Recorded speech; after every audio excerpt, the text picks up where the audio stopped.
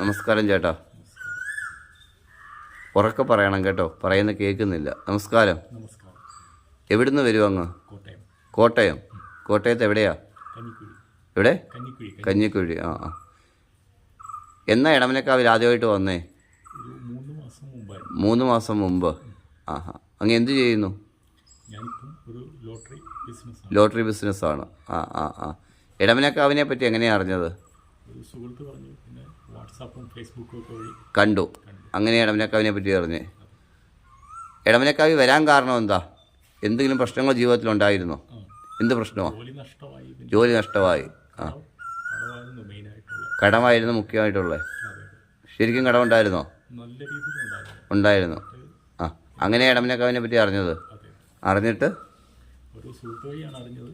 ആ, അതിനുശേഷം ആ, പ്രദോഷ പൂജ നടത്തി. ശരി. അതിനുശേഷം ഒരുപാട് മാറ്റമുണ്ട്. എനിക്കൊന്ന് പിടിച്ചു നിൽക്കാൻ പറ്റുന്നുണ്ട്. ആകെ ആദ്യമായിട്ട് വന്ന് ഒരു പ്രദോഷം നടത്തി. അന്ന് പ്രദോഷ പൂജ മൊത്തം കണ്ടു തൊഴുതായിരുന്നോ? കണ്ടു തൊഴുതു. എന്താണ് നിങ്ങൾക്ക് അന്ന് അനുഭവപ്പെട്ടത്? കണ്ടപ്പോൾ തന്നെ മനസ്സിന് സന്തോഷമായി. തീർച്ചയായിട്ടും. ആ, അതെ അതെ. ശക്തിപഞ്ചാശ്ശേരി അലയടിക്കുകയായിരുന്നു ആ സമയത്ത്. അതായത് എല്ലാ കണ്ടങ്ങളിൽ നിന്നും, പ്രായമൊന്നുമില്ല, കുഞ്ഞു തൊട്ട് വലിയ ആൾക്കാർ വരെ ഒരേ മനസ്സോടുകൂടി ഒരേ സ്വരത്തിൽ ഭഗവാന്റെ നാമമായിരുന്നു അലയടിച്ചത്. ആ ഒരു നാമം കേൾക്കുന്നത് തന്നെ സർവ്വ പാപങ്ങളെയും ശമിപ്പിക്കും. ഭഗവാന്റെ നാമമല്ലേ, ഭഗവാന്റെ നാമം എല്ലാ ദുഃഖങ്ങളെയും ശമിപ്പിക്കും. തീർച്ചയായിട്ടും അത് കേൾക്കുന്നവരുടെ ജീവിതത്തിലും മാറ്റങ്ങളുണ്ടാകും. ഇദ്ദേഹത്തിൻ്റെ ആ കടക്കണിയിൽ വന്നു, ഒരു പ്രദോഷം ചെയ്തു. ആ ഇവിടെ വന്നതോടെ തന്നെ മനസ്സിനും എല്ലാ രീതിയിലും സന്തോഷവും സമാധാനവും കിട്ടി. ഇപ്പോൾ എങ്ങനെയുണ്ട് സാമ്പത്തിക ബുദ്ധിമുട്ടൊക്കെ? ഇവിടെ വന്നതിന് ശേഷം പുതിയതായിട്ടൊരു ബിസിനസ് തുടങ്ങി. ആ, വളരെ സന്തോഷം.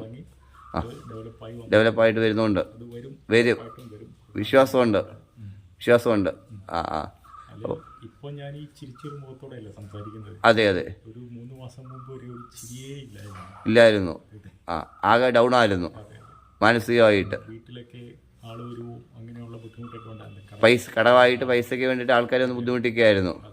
ആ, അങ്ങനെയാണ് ഇവിടെ എത്തിയതും പ്രദോഷം ചെയ്തതും. പൂർണ്ണമായിട്ട് അങ്ങ് വിശ്വാസമുണ്ടോ സ്വാമിയെ? അല്ല, മനസ്സ് തുറന്നു പറയണം. ചോദിക്കുന്നത് മനസ്സ് തുറന്നാ പറയുന്നത്, കള്ളം പറയുന്നതല്ല. ഞാൻ ചോദിച്ചു എന്ന് കരുതി പറയരുത്. തിരുമേനി ചോദിച്ചു എന്ന് പറഞ്ഞിട്ട് നിങ്ങൾക്ക് ഉണ്ടായ അനുഭവം മാത്രം പറയുക. അതെ, പൂർണ്ണ സംതൃപ്തനാണ്. സാറ്റിസ്ഫാക്ഷൻ ഉണ്ട്. കഴിഞ്ഞ പ്രദോഷത്തിന് വന്നില്ലേ? അപ്പോൾ ഡേറ്റ് പ്രദോഷം എന്നാണെന്ന് അറിയാൻ പറ്റിയില്ല. ശരി ശരി. ആ, ഭക്തജനങ്ങളോട് എന്താണ് എനിക്ക് പറയാനുള്ളത്? ഭഗവാനെ തേടിയെത്ത ഭക്തജനങ്ങളോട് എന്താണ് എനിക്ക് പറയാനുള്ളത്?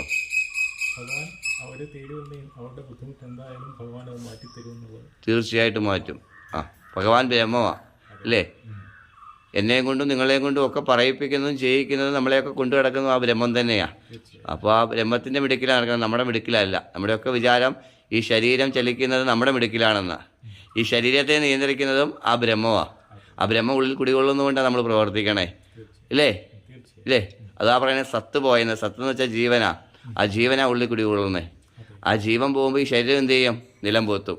അപ്പോൾ ശരീരത്തിൻ്റെ മിടുക്കിലല്ല ഈ നിലനിൽക്കുന്ന ഈ ശരീരം. ഉള്ളിൽ കുടികൊള്ളുന്ന ആ പരമാത്മ സ്വരൂപൻ്റെ മിടുക്കിലാണ് അല്ലേ? ആ ചൈതന്യം പുറത്തു പോകുമ്പോൾ ഈ ശരീരം നിലം പോത്തും. തീർച്ചയായിട്ടും എല്ലാ അനുഗ്രഹങ്ങളും ഉണ്ടാകട്ടെ. സന്തോഷം. ശിവോഹം.